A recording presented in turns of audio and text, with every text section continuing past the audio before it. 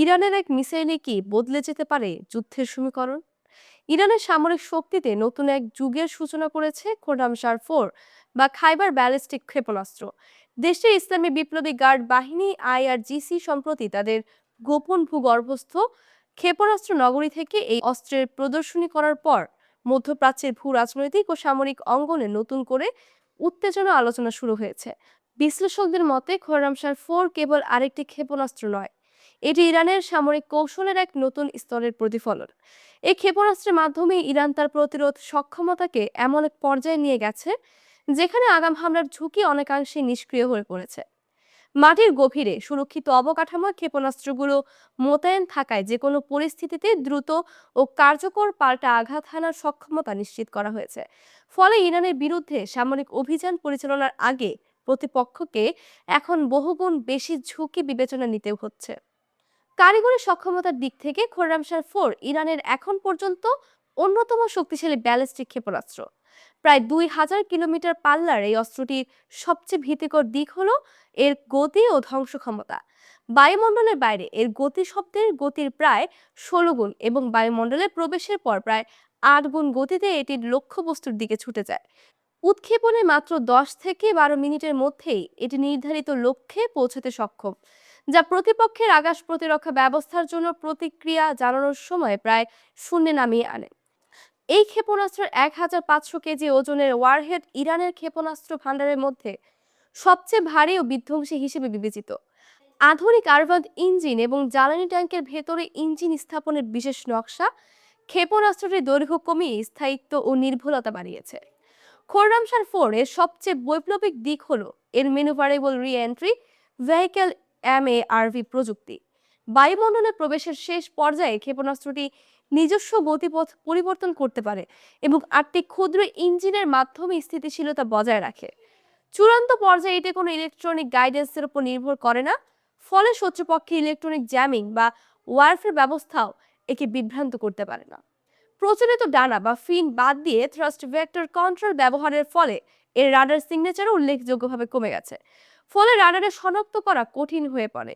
30 মিটারের কম circular error probable CEP একে অত্যন্ত নিখুঁত আঘাত হানার সক্ষমতা দিয়েছে। কৌশলগতভাবে এই ক্ষেপণাস্ত্রের উন্মোচনের সময়টিও তাৎপর্যপূর্ণ। এমন এক সময় এটি প্রকাশ্যে আনা হয়েছে যখন যুক্তরাষ্ট্র ইসরায়েল ইরানের উপর রাজনৈতিক ও সামরিক চাপ বাড়ানোর চেষ্টা করছে। বিশ্লেষকদের মতে এটি ইরানের সক্রিয় প্রতিরোধ নীতিরই স্পষ্ট বহিঃপ্রকাশ। ইরান মূলত এই বার্তা দিতে চাইছে তারা কোনো দুর্বল অবস্থান থেকে কূটনৈতিক আলোচনায় বসতে আগ্রহী নয়। দীর্ঘমেয়াদী জ্বালানি সংরক্ষণ সক্ষমতা এবং মাত্র 15 মিনিটের মধ্যে উৎক্ষেপণের প্রস্তুতি নেওয়ার ক্ষমতা খোরামশার-4কে একটি স্থায়ী রণপ্রস্তুতির অস্ত্রে পরিণত করেছে। একক ক্ষেপণাস্ত্র দিয়ে একাধিক লক্ষ্য বস্তুতে আঘাত হানার সম্ভাব্য সক্ষমতা যে কোনো প্রতিরক্ষা বহুকে মুহূর্তেই অকার্যকর করে দিতে পারে। সামগ্রিকভাবে খোরামশার-4 কেবল একটি প্রযুক্তিগত সাফল্য নয়, এটি মধ্যপ্রাচ্যের সামরিক ক্ষমতার ভারসাম্যকে এমন এক স্তরে নিয়ে গেছে যেখানে ইরানের বিরুদ্ধে যে কোনো সামরিক অ্যাডভেঞ্চারের মূল্য হবে অত্যন্ত চড়া। এই ক্ষেপণাস্ত্র এখন ইরানের সামরিক ও রাজনৈতিক শক্তির একটি কেন্দ্রীয় স্তম্ভে পরিণত হয়েছে, যা ভবিষ্যতের যুদ্ধ সমীকরণ নির্ধারণে বড় ভূমিকা রাখতে পারে। ট্রাম্পের 5 অসম্ভব শর্ত ইরানকে কি যুদ্ধের দিকেই ঠেলে দেওয়া হচ্ছে? ওমানের মাস্কাটে কূটনৈতিক আলোচনা চললেও একই সময় ভারত মহাসাগরে জড়ো হচ্ছে মার্কিন নৌবাহিনীর বিশাল রণতরী বহর। ভেনেজুয়েলার সাম্প্রতিক রাজনৈতিক সাফল্যের পর প্রেসিডেন্ট ডোনাল্ড ট্রাম্প এবার ইরানের বিরুদ্ধে আরও কঠোর ও আক্রমণাত্মক অবস্থান নিয়েছেন। কূটনৈতিক মহলের ভাষ্য, ট্রাম্প প্রশাসনের সামনে রাখা 5টি শর্ত এতটাই কঠিন যে সেগুলো মেনে নেওয়া তেহরানের পক্ষে কার্যত অসম্ভব। ইসরায়েলি সংবাদপত্র মা আরিফের বরাতে জানা গেছে, ওয়াশিংটনের প্রধান দাবিগুলোর মধ্যে রয়েছে ইরানের কাছে থাকা প্রায় 400 কেজি সমৃদ্ধ ইউরেনিয়াম হস্তান্তর, যা পারমাণবিক স্থাপনা, ব্যালিস্টিক ক্ষেপণাস্ত্র সক্ষমতা ধ্বংস এবং মধ্যপ্রাচ্যের বিভিন্ন দেশে মিত্র ও প্রতিরোধ গোষ্ঠীগুলোর প্রতি সমর্থন সম্পূর্ণভাবে প্রত্যাহার। বিশ্লেষকদের মতে এগুলো কোনো বাস্তবসম্মত আলোচনার প্রস্তাব নয়, বরং যুদ্ধের মুখে দাঁড়িয়ে দেওয়া এক ধরনের চূড়ান্ত আলটিমেটাম। ট্রাম্প নিজেও এনবিসি নিউজকে দেওয়া সাক্ষাৎকারে বলেছেন, ইরানের সর্বোচ্চ নেতা আয়াতুল্লাহ আলী খামেনির গভীরভাবে উদ্বিগ্ন হওয়া উচিত। ভেনেজুয়েলার প্রেসিডেন্ট নিকোলাস মাদুরোকে চাপের মুখে নতি স্বীকারে বাধ্য করার অভিজ্ঞতা থেকেই ট্রাম্পের এই আত্মবিশ্বাস এসেছে বলে ধারণা করা হচ্ছে। তবে নিরাপত্তা বিশ্লেষকরা সতর্ক করে বলছেন, ইরানকে ভেনেজুয়েলার সঙ্গে তুলনা করা বড় ধরনের ভুল। কারণ তেহরান গত 4 দশকের বেশি সময় ধরে ঠিক এমন সংঘাতের জন্য নিজেকে প্রস্তুত করেছে। ইরানের সশস্ত্র বাহিনীর chief of staff major general Abdur Rahim Musavi সম্প্রতি হুঁশিয়ারি দিয়ে জানিয়েছেন, দেশটির সামরিক নীতি এখন রক্ষণাত্মক পর্যায়ে ছাড়িয়ে আক্রমণাত্মক অবস্থানে পৌঁছেছে। গত জুনের হামলার অভিজ্ঞতা থেকে শিক্ষা নিয়ে ইরান এখন অপ্রতিসম যুদ্ধ বা অ্যাসিমেট্রিক ওয়ারফেয়ারের কৌশল আরও জোরদার করেছে। চ্যাথাম হাউসের পরিচালক ব্রোনোয়েন ম্যাডক্সের মতে, ব্যালিস্টিক ক্ষেপণাস্ত্র কর্মসূচি ইরানের মূল প্রতিরক্ষা ঢাল। এই সক্ষমতা ধ্বংসের অর্থ হলো ইসরায়েলি বিমান বাহিনী ও মার্কিন স্টিলথ বোমারু বিমানের সামনে নিজেদের সম্পূর্ণ উন্মুক্ত করে দেওয়া। তার ভাষায়, কোনো ইরানি সরকারই এমন আত্মঘাতী শর্ত মেনে নেবে না।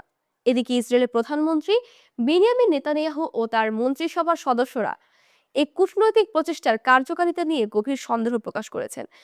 ইসরায়েলের জ্বালানি মন্ত্রী ইলি কোহেন দাবি করেছেন, ইরানের সঙ্গে কূটনৈতিক চুক্তির কোনো বাস্তব মূল্য নেই। অন্যদিকে হিজবুল্লাহর মহাসচিব শেখ নাইম কাসিম স্পষ্ট করে বলেছেন, মধ্যপ্রাচ্যে যুদ্ধ শুরু হলে তারা নিরপেক্ষ থাকবে না। তার মতে আসন্ন সংঘাত হবে পুরো অঞ্চলের অস্তিত্ব রক্ষার লড়াই। মার্কিন পররাষ্ট্রমন্ত্রী মার্কো রুবিও ইরানের ক্ষেপণাস্ত্র কর্মসূচি ও আঞ্চলিক নেটওয়ার্ক নিয়ে আলোচনায় জোর দিলেও তেহরান সাফ জানিয়ে দিয়েছে, ক্ষেপণাস্ত্র কর্মসূচি নিয়ে কোনো আপোষ হবে না।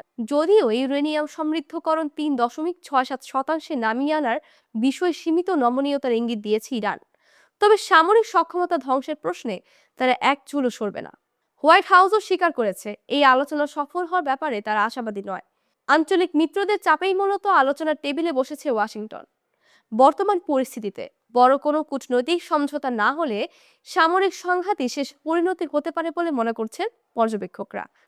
ট্রাম্পের জনপ্রিয়তা যখন দেশটির অভ্যন্তরীণ রাজনীতিতে চাপের মুখে, তখন ইরানের মতো পুরনো শত্রুর বিরুদ্ধে কঠোর অবস্থান নেওয়া জনসমর্থন আদায়ের একটি কার্যকর কৌশল হিসেবেও দেখা হচ্ছে। শেষ পর্যন্ত যদি হামলা শুরু হয়, তবে ইরানও পাল্টা আঘাত হানবে। এতে পুরো মধ্যপ্রাচ্য এক ভয়াবহ ও দীর্ঘস্থায়ী সংকটে নিমজ্জিত হতে পারে। অনেক বিশ্লেষকদের মতে, ট্রাম্পের এই 5 অসম্ভব শর্ত আসলে গ্রহণযোগ্য কোনো সমাধানের জন্য নয়, বরং প্রত্যাখ্যান নিশ্চিত করেই ইরানকে আরেকটি বড় সামরিক সংঘাতের দিকে ঠেলে দেওয়ার কৌশল।